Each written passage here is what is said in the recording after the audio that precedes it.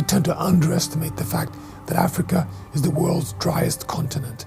It is the continent facing the largest frequency of droughts and dry spells and floods, which comes from too much or too little rain. At present, there is a widespread hunger in Africa. Since the population is growing so rapidly, today is of the order of 1 billion. By 2100, this century, it will be 4 billions. The food production among subsistence farmers in Africa has to increase. It is urgent to modernize the agriculture so that it gives food for the population. The only pathway to really build resilient agricultural systems is by, managing the rainfall variability. And the only way to do that is actually to manage green water. Obviously, this has a very clear business case in Africa. We want to see how this innovation would enable Africa not only to substitute the import that Africa is doing now, but also to be able to export. Africa has that potential and also enough technology to do that. Over 95% of all the food production in Africa is small-scale rainfed agriculture, and this is all based on green water. It's the rainfall that falls on land, and then it infiltrates, and what evaporates back to the atmosphere is the green water flow. So the stock of green water is what ends up in the root zone. The agriculture is very low producing because the roots don't get the water in the soil because they are damaged by the dry spells. When it comes to rainfed agriculture, you just assume that the farmers do it. The farmers just cultivate. It rains, you cultivate. But when it comes to blue water, you invest. You build dams.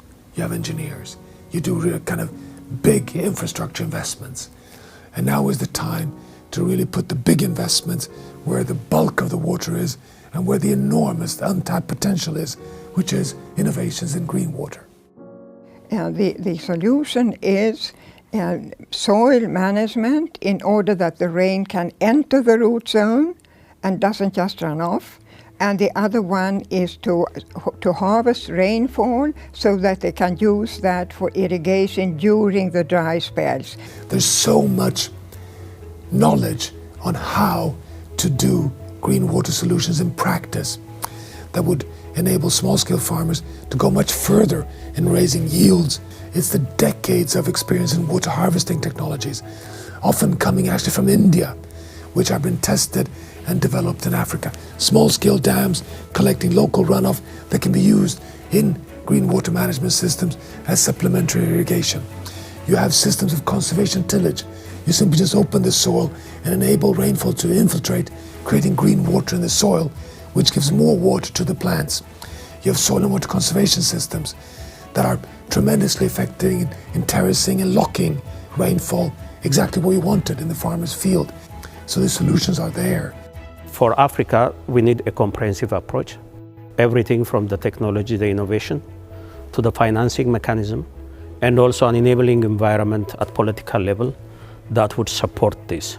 So from this perspective, we would say that this is a unique entry point for African transformation, particularly in the rural economy of Africa. I hope we'll go, beyond just a call for a green water revolution in Africa, but really start designing the potential of an investment fund to be able to scale green water solutions for the future of all people across the continent of Africa.